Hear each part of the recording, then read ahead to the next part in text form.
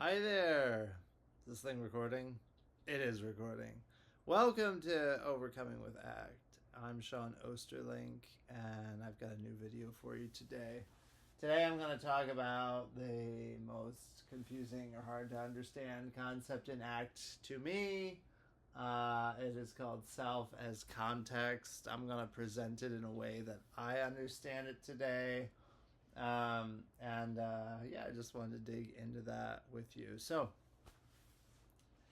self as context. What the heck is that? I'm gonna start with talking about what's over here, and that's self as content, because I find that if I start there, it makes more sense when you start talking about self as context. So, self as content is the idea of identifying with the content or the stuff that's in your head, conceptualized stuff. So, content would be things like I've drawn down the picture here. Like, okay, I'm a therapist. Like, that's a conceptualized thing. That's a label. That's a job that I do.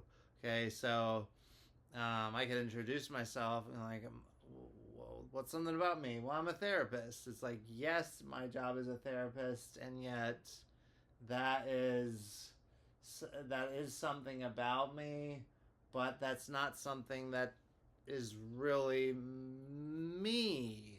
Okay, and so I put here like creative, builder, flawed, winner, loser. These are just examples of conceptions about the self, of conceptions, let's say, about me. We've all got, like, we could go through a litany of these, like, what are the different angles of how I can describe myself and conceive myself. And so this would all be content. I put here labels, criticisms, judgments, any conceptual description. So, like, anything, let's say, that's not like right before you. This is often how I'll describe it with clients, like really getting into like who and what is this right before me, sitting before me in a session. Okay, the content is like things that you can think about yourself, and labels that get put on you, versus this other thing over here. We're going to get to that. I put on here successes and failures, things you've done, things you've not done, like things in the past, maybe hopes for the future. Any content that is thought content in your mind is content, the kind of stuff you get fused on, hooked on, wrapped up in. That stuff is, again, more thought content.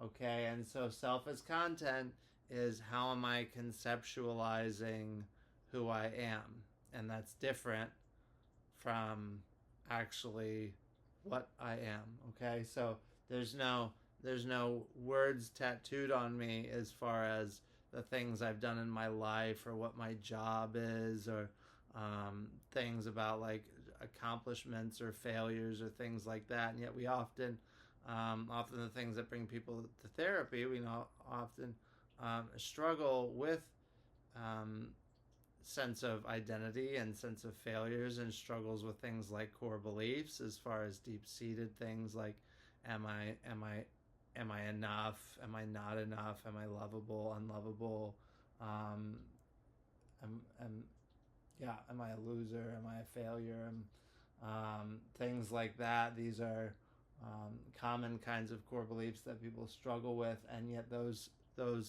are themselves content. They're not here. They're not actually things that are you. They're descriptors, coming up with new words here, neologisms, descriptions about you. They're conceptual for what that's worth. And so with ACT, we're separating that. Okay, so I think I've described that pretty well enough without using the word self as content 50 more times. Okay, so that's content over here. Self as context is the way I think of it, the best I can think of it. I always struggle with this in trainings and reading about it and stuff. Um, this can be seen as, I connect with it as far as the observing self. So I've talked in other videos about the observing self.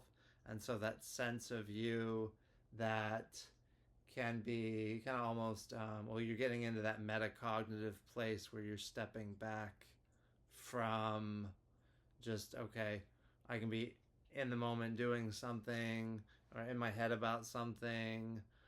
But if I start thinking about the fact that I'm thinking, if I start thinking about the fact that maybe I'm engaged in doing something and stepping back and observing that, then I'm getting in touch with this part that would be the self as context part. So this could also be considered, at least when we're engaging with it, the observing self. And when I'm working with people, I'm working with clients, this is usually the way I will talk about it, rather than going at this the self as context part, because I'm just not as strong explaining it, and I don't want your eyes to glaze over. I don't want my eyes to glaze over with getting confused on a subject. That's embarrassing, to be trying to talk about a subject and then feel like you actually don't know how to talk about it very well. Is it happening right now?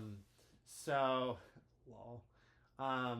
Some of the questions I put up here for self as context is like, who am I right now in this moment? This is another present moment kind of thing. So there's like diffusion, right? Fusion and diffusion. So diffusion is that stepping back and getting if we're in the thought cloud and it's got us hooked, we're unhooking from that thing. We're stepping back to try to get at that metacognitive view. We're trying to break that literal connection to our thoughts, or that overemphasis on connecting with the language in our heads, or being overly caught up with something as far as our emotions or a body sensation. Okay, so I'm diffusing to unhook, and then as I'm doing that, I'm engaging with this observing self, and I'm grounding myself mindfully to the moment. That's where I might do my notice 5 things, or notice the 5 senses. What can I see and hear and taste and smell and touch? And so grounding myself, and all that's in service to get to the present moment. And part of what's going on there is like, right in this moment, who am I right now? If I take off the labels, if I take off the content, what is before you right now? Okay, there's flesh and blood here. It's like a man, eyes, ears, nose, mouth. I'm a human organism, and fundamentally, like, I am this here before you and in this moment.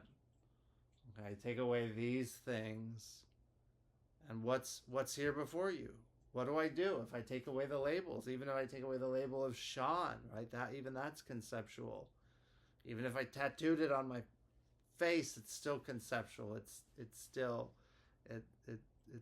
not. It's a descriptor of the substance. So what is the substance? And that's how I think of this self as context, is connecting with that. What is the substance here? And so what am I apart from my labels, any concepts of myself? And then if you follow that train of thought, there's different activities for doing this. And one of them is to follow, like, okay, like Sean, tell me, like, who are you? What are you? And I go, well, again, I'm a therapist. I like woodworking. I like painting and drawing. Okay. Those are things about me, but are they me? No, they're not me. So, okay. So what else? I go, well, apparently I like to wear vests and I wear glasses. And okay, so again, this is getting at more content. So if I run through all of that content stuff, like, yeah, but what's left? Really, who am I? What am I here? What's left? And the answer to that, I'm going to skip to the end of that. I've got it on the board. I don't know if you can read that. I just am.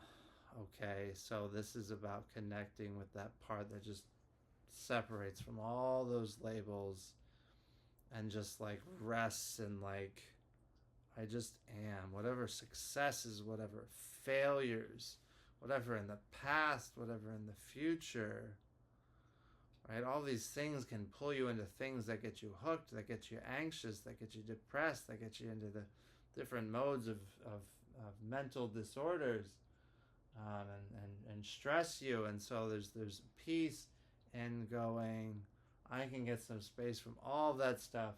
I can just be in this moment. I just am in this moment. Can I observe this part?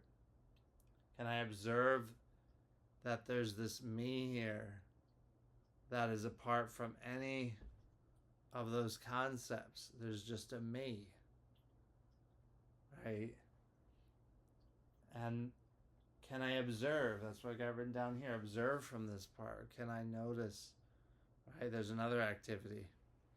Okay, it's doing that notice 5 things thing. Okay, I'm sitting in the chair and I can feel the handles of it. I can feel it against my body. Now, what's that part of me that notices that? I can hear the sound of my voice. I can hear the air coming from above. I can hear the water trickling. What's the part of me that notices that? Okay. What's the part of me that notices when I smell the air? What's the part of me that notices when I taste my mouth land? What's the part of me that notices when I look and see myself on the screen? And that part of me, I'll try to tune into that right now and just notice that with you as you watch this video. See if you can get in touch with that noticing part. And that part doesn't change. That part doesn't change with the labels. That part doesn't. Does it even change with age? There's always been a noticer. There's always been this part. Right? We're probably just engaged in that all the time when we're a baby, when we're very little. Right? We're not thinking. We don't have language to engage in languaging. Okay? And so we can tap into that a little bit. Tap into that self as context. And so I'd say that context is like, there's me in this moment. Why do they go with context? I think that's what they're getting at, my understanding of it. It's like there's a me that's just here right now in this moment. I can just step back and notice there's just a me that is. I'm just a human being. I'm just being. I don't have to be doing. I don't have to be thinking. I can just be human being in this moment. And so that's a helpful place to step back from if your mind is swirling, if you're weighed down by all kinds of judgments, self-criticisms, things from the past or things about you that you don't like, these concepts, if those things are really getting to you, then there's this other place that you can step into of just really, who am I? Really, what am I in this moment? Getting away from any conceptions. I'm just a human being right here, right now. You're sitting on a chair, talking to a video, hearing my voice, and I am what I am. So that is my understanding of self as context and how it can be useful, where it has its place in the act Hexaflex, where we it blends in with mindfulness practice and diffusion practice as we get in touch with that observing self. But this is a place where once you think about it, once you know that there's that part of you, then you can tap into that more and find that place, because then that's a place of flexibility. That's a place to handle stress from. I can step back and get into that observing place, that place of just being, rather than a place where I'm bogged down in all the labels, all the concepts. So I hope that this was helpful. If it wasn't, go look up some other YouTube video on this. And certainly there's explanations of this in books on ACT and thing. And you can drop a comment down in the comments section, or maybe add some resources there if you want. And I'm going to keep trying to wrap my head around this concept too, so that I can better utilize it as I work with clients using ACT. So thank you for stopping by today. Thank you if you hung around for all 15 minutes of me jabbering about ACT, and I'll see you next time.